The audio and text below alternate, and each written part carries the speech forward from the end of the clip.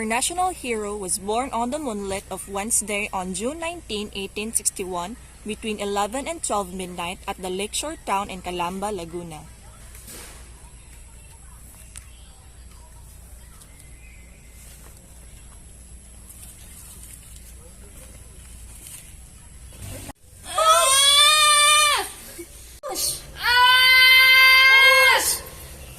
Was christened at the church on June 22, 1861, when he was only 3 days old.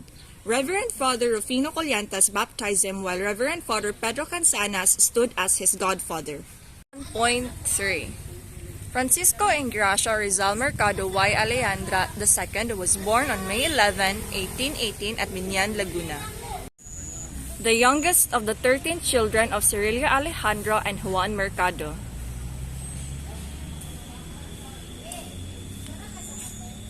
Doña Teodora Morales Alonzo Realonda y Quintos was born on Music, Chinatown, Manila on November 9, 1827 and a native Santa Cruz, Manila. She was a martinet, devoted, well-mannered, and a diligent mother. Francisco Mercado married Teodora Alonzo, where they were blessed with 11 children, 2 boys and 9 girls. Saturnina was the eldest among the siblings. Pasiano was the elder and only brother of our national hero. Narcisa, the second daughter and the third child of Francisco Mercado and Teodora Alonzo. Olympia was called as Yipia. Lucia married Manuel Herboso of Calamba, Laguna. Maria married Daniel Faustino Cruz of Binyan, Laguna. Concepcion was called Concha. Josefa was an old maid who died at the age of 80. Trinidad, like her sister Pangoy, died an old maid at the age of 83. And last of the siblings was Soledad. She became a teacher. Her pet name was Choleng. Jose Rizal's great-great-grandfather on his paternal side was Domingo Lamco, a native Chinese of Xiongge. Jose Rizal's childhood was full of joy and meaningful memories. They live in a shore of Lake Laguna in the foot of Mount Matiling. He enjoyed sightseeing of the splendid beauty of Laguna de Bay. His childhood can be characterized by his willingness to learn. As a young boy, he was able to write a poem about his hometown entitled In the Memory of My Town. A poem that symbolized his love for his hometown and reminiscing his beautiful memories as a young boy, as well as treasuring the scenic beauty of his hometown. When Jose was 4 years old, he experienced his first grief because of the death of his younger sister Concepcion. Her death caused so much sorrow to him and his family as his sister was closer to him. At the age of 8, Jose wrote a poem entitled To My Fellow Children. This poem revealed Jose's dedication to his mother's tongue. 2.1 First Teacher. Rizal was first schooled in their home by his mother, Doña Teodora, a remarkably good and educated woman herself. She was Rizal's first mother. As a loving mother and tutor, she would sit the 3-year-old Pepe on her lap and devotedly taught him the alphabet and the prayers. He also taught Pepe to read the Holy Bible. A, ba, ka, da. A, ba, ka, da. Father, the Son, the Holy Spirit. Amen. Rizal's parents were very passionate of their children's education. Private tutors were employed to give Jose lessons at home. His first tutor was Maestro Celestino.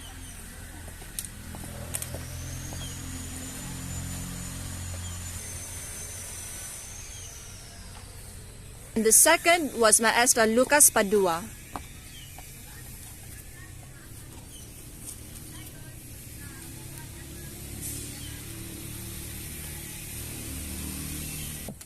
And later on, his third tutor was Leon Monroy, who was quite advanced in years to teach Jose in Spanish and Latin. Yo soy Jose. The death of Leon Monroy caused Jose's parents to send their 9-year-old Jose to a private school in Binyan. 2.3 First formal schooling. It was a Sunday afternoon in June 1870 when Jose, after kissing the hands of his parents and a tearful parting from his sister, left Calamba for Binyan. During his journey to Binyan, he was accompanied by his brother Pasiano. Go.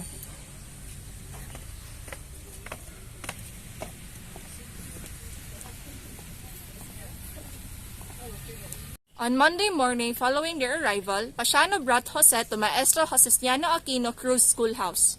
The school was a small nipa. Mr. Cruz, this is my brother Jose. Please take good care of him. Okay, Pasiano, I will take care, Jose.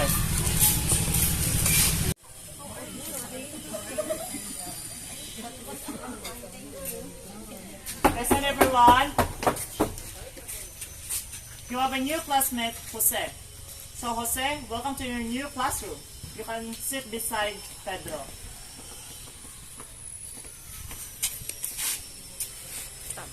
Later during the day, Jose met Pedro, who bullied him earlier and challenged him into a fight. I'm challenging you to the way. Yes. Two boys wrestled furiously amidst their classmates' boisterous laughter. Having learned the art of wrestling from his uncle Manuel, he defeated the bigger boy. You lose, Pedro. I win. His education in Binian was concentrated on the learning of the 4 R's: reading, writing, arithmetic, and religion. Although education in Binian was limited to the 4 R's, it gave Jose the necessary knowledge preparatory for college. Maestro Joseniano informed the parents of Jose Rizal that he should be sent to college in Manila. Doña Teodora was imprisoned for 2 years and a half due to the accusation of poisoning the wife of his brother Jose Alberto. During her imprisonment, she was forced to walk for about 50 kilometers from Calamba to Santa Cruz.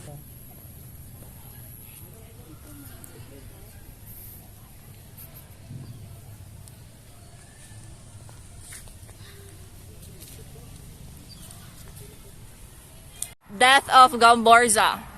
On January 20, 1872, a violent revolt happened caused by the abolition of the usual privileges of soldiers and workers.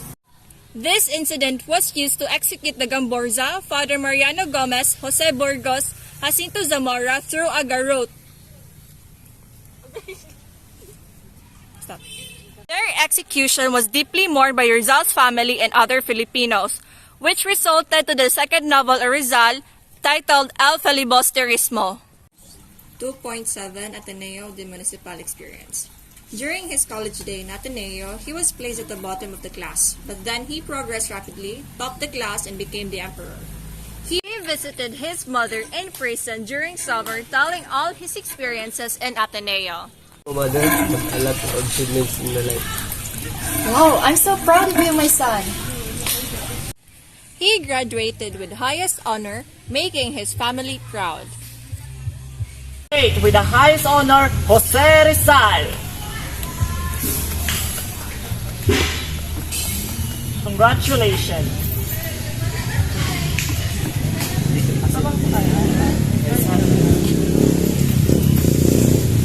At the age of 16, he experienced his first romance and first heartbreak to his sister close friend, Segunda Katigbak. You know my brother Rizal? He is the highest honor of his class. Oh, that's good to hear. Yeah. For your family. By the way, he's here. Hey, Pepe, meet my friend Segunda. The pleasure is all mine, Ginoong Jose.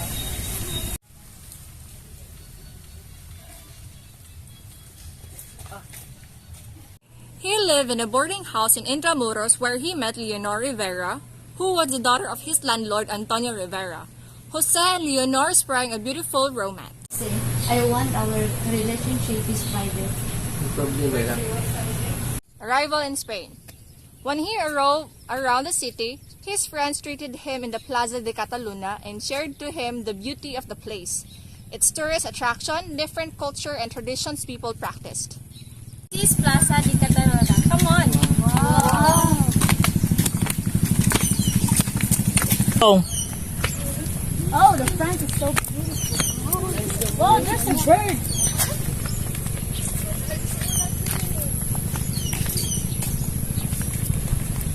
While he was still on the ship, he was informed that the cholera outbreak reached Manila and other neighboring provinces in the Philippines that caused deaths and sufferings to many Filipinos.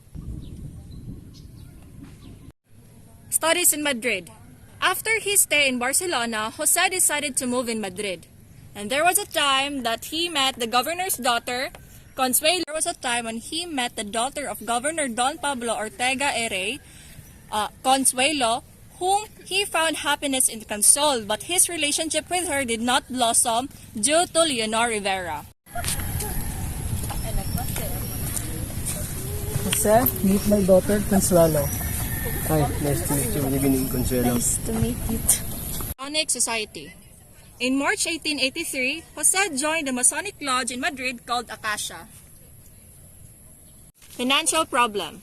Jose's family in the Philippines experienced strict control from the Dominicans because of high rental of the land his family cultivated. This resulted to overcharging of the rentals, thus Jose's allowances sometimes come late. But despite that, he finds a way to earn money. Closer, my dear children. We have a serious problem. Our rental is too high. What should we do? Completion of studies. On November 22, 1884, some students and other students in other colleges joined the demonstration in support to Dr. Miguel Muraita. We support Dr. Miguel Muraita. Ophthalmic experience. While in travel, he befriended to some scientists. They were Dr. Fyodor Jagor, Dr. Adolf Mayor, Dr. Hans Mayor, and Dr. Rodolph Virchow.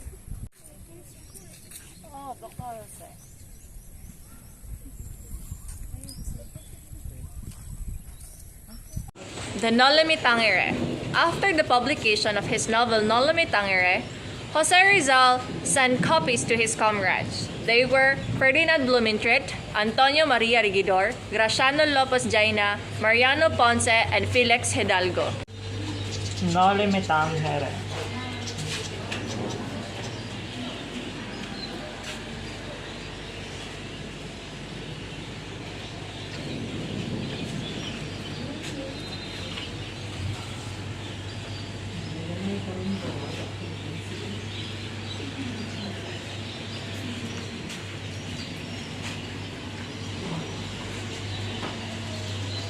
Journey with Dr. Maximo Viola. During his journey with Dr. Maximo Viola, it was in Geneva where Jose Rizal celebrated his 26th birthday. Happy birthday to you! Happy birthday to you! Happy birthday, happy birthday, happy birthday to you! Happy birthday, Jose! Oh, there's a frogfish and a catfish and a dogfish. So Arrival in Manila. His determination to return in the Philippines was triggered by his plan to practice medicine in his hometown. United States experience. Jose Rizal was still on the ship since the ship was still not allowed to dock and they were quarantined for 7 days due to the cholera outbreak. are you okay? Are you alright? London experience. He chose to stay in London for 3 reasons in his mind: to improve his English skill, to annotate the book of Antonio de Morga, Sucesos de las Islas Filipinas. 3. He is safe from his enemy in the Philippines. Back to Spain. When he went back to Spain, they created an association called Asociación La Solidaridad. Their president was Galicano Apisebol. Their vice president was Graciano Lopez Jaina. Secretary Manuel Santamaria, Treasurer Mariano Ponce. Rizal was not elected, but instead he was chosen as the honorary president. Jose Rizal decided to go home in the Philippines from Hong Kong, deciding to go home to write a 2-letter, one for his family and one for his fellow Filipinos. The first meeting was short and lasted for 3 minutes. After his inspection, he went to Hotel de Oriente to check in. His intention was to inform where he would stay so that Governor General realized that he had nothing to hide. Departure from Dapitan to Manila. I stayed in the Pitan for 4 years, 15 days, 2 hours. I miss this place.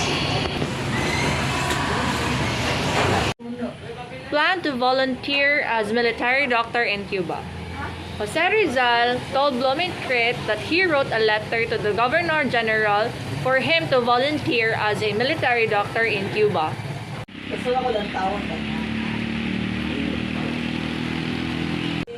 4.7 Voyage to Cuba. Governor General Blanco gave Jose Rizal 3 letters.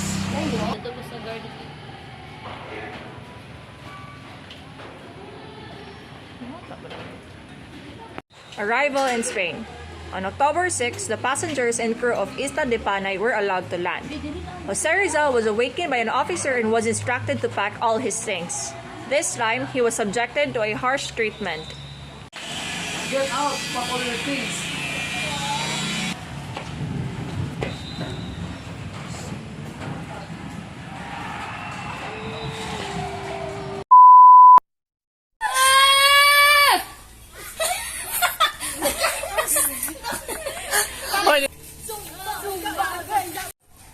Wala pa gali.